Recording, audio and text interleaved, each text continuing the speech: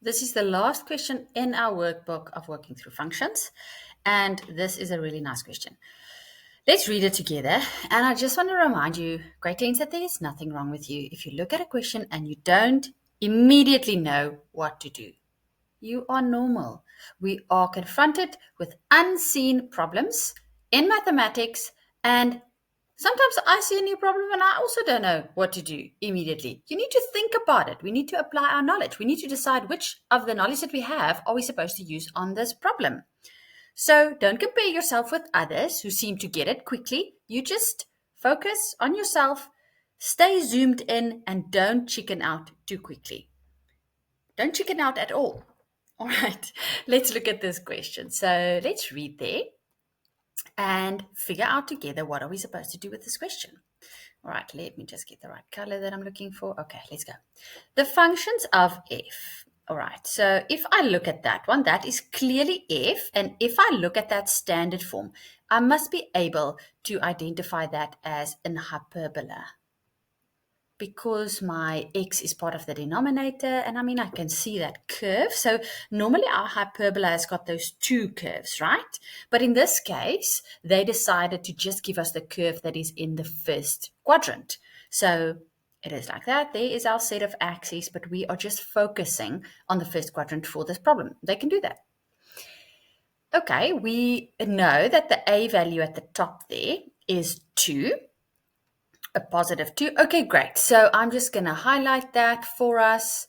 We've got the equation of the hyperbola. The asymptote is just by 0. It didn't move up or down. Perfect. Let's see what else. Then they give us that g of x is that. Okay, which is a straight line. The fact that it stops there, it's still a straight line. We can just go do that. All right. What do we notice there? Well, a few things that I would like to say. Since they give it to you as a x plus q, don't lose your marbles now when they don't use the same variables that we are used to there. We are used to this, mx plus c, right? So they just use that. They just use that. That's perfectly fine. So in this case, we know that that is our gradient. Well, in all cases, we know that is our gradient, and that is our y-intercept. So with this sum, the a value over there that we are supposed to find represents the gradient, and the q value that we are supposed to find represents the y-intercept. All right, so don't let that mess with your brain. Okay. Is it going to help to get caught up on why did they do that? Why don't they just use an M and a C? Sure, we can go down that road, but let's not. Let's focus on using our mental energy to solve this problem. Okay. If the distance between F and G, okay, so a distance between F and G, this must be a vertical distance. How do I know that? That represents the Y, and that represents the Y. So they are asking us, what is the difference between the two Y values for the graph of F and the graph of G? And then they give us where that is. But before we keep looking, that must be like that. So my Y value over there for G is, say, 10. I'm making that up just to make a point. And my Y value over there is maybe 1. We don't know what the X is. We're not going to focus on that. So they are asking us, so what is the distance between those two values? That's what they're asking us over there. We must be able to interpret that information. And that units would be 9, if we think about the difference between those. Okay, so that's just the concept that I highlighted there. And then listen, there's also nothing wrong with you if you are already done with this problem and you are way ahead the rest of us. But I'm just doing it mindfully and slowly, and I'm going to try and do this in 2 different ways that you can decide which way works with your thinking. Okay, so the distance between F and G is equal to 2 units. Okay, where X is 2. Why did they put that information in there? Because otherwise, Cretins, how would we know where we're at? Are we there? Are we there? Are we there? Where are we supposed to find the distance between the two graphs, if they don't tell us exactly where we're at? So they are telling us, where are we at? We are where X is equal to 2. And they are giving us that the distance between the two lines is 2. And then we're like, okay, but it seems like they gave us all the information. What are they going to ask us? Let's see. Determine the equation of g of x. So they want the straight lines, standard form, with all of that information given. Okay. Let's firstly try and do this. Okay, let's say x is 2 there. So then it means that we need to get the vertical distance between that and that, which would be the distance between the y values there. But what do we have at those points? Great tense, we know that the x value would be 2. And for this one, we know that the x value would be 2. Okay, great. That's helpful because we also know that the length of that line over there will be 2 units. Now, let's see how we can use all of that. Well, the equation of g, of the straight line, is what we are after. But we do have the equation of the hyperbola. We do have the equation of the blue one. So let's go plug in a 2 into the place of the blue graph. So the hyperbola, so into the blue one, I'm going to plug in where my x is a 2, and that's going to spit out my y for me. Do you see what I did there where my x, I'm saying my x is 2, and that gives me that is 1. So what did we just find? Where my x is 2, my y is 1 for the blue graph. So we just found that y coordinate over there, which is equal to 1. Okay, that's interesting because now they're saying that the distance between those two is also equal to 2. So let's just use like logical thinking over there. If my y value over there is 2, and they tell me that there is 2 units between them, it means that I'm like 1, 2 plus 2. So that one must be 3. What do you think about that? I think it's pretty smart. I think it's mathematically sound. That's more important than trying to be smart. So we found a point on the straight line. Okay, our straight line is y is equal to ax. You know what? I'm just going to use mx plus c, and later we will bring in that a and that q. We know that the straight line looks like that.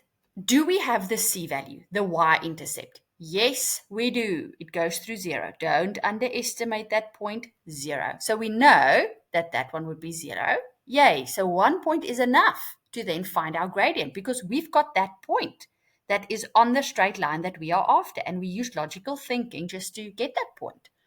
So when my y is 3, my x is 2, and the c is 0. So to get my m, my gradient by itself, it will be 3 over 2. Perfect. There we just found the gradient, and we just found the equation of the straight line. So therefore, if that is my m, I'm going to just now relate it back to the a and the q that they gave us, okay?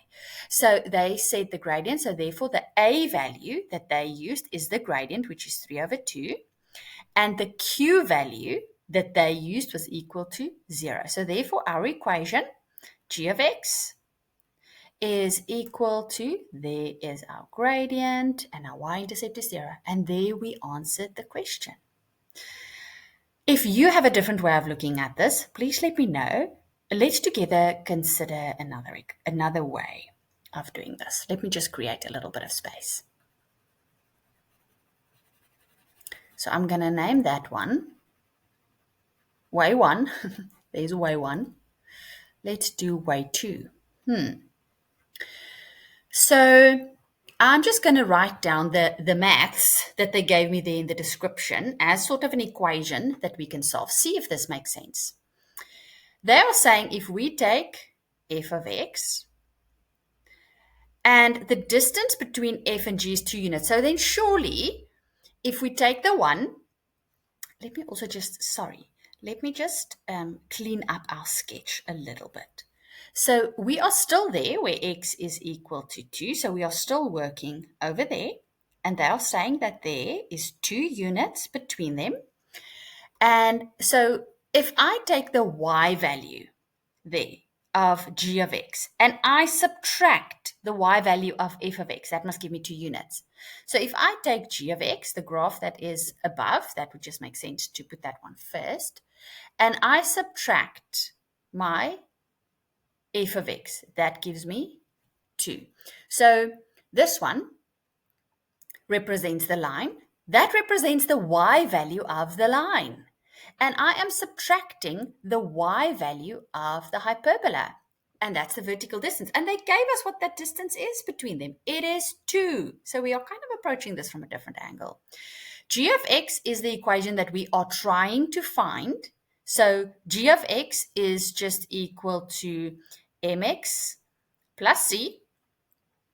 And we are subtracting f of x, which we've got, which is 2 over x. And all of that is equal to 2. But what are we looking for over here? Let's see what else we can plug in. We need to plug something in there, and hopefully in there as well.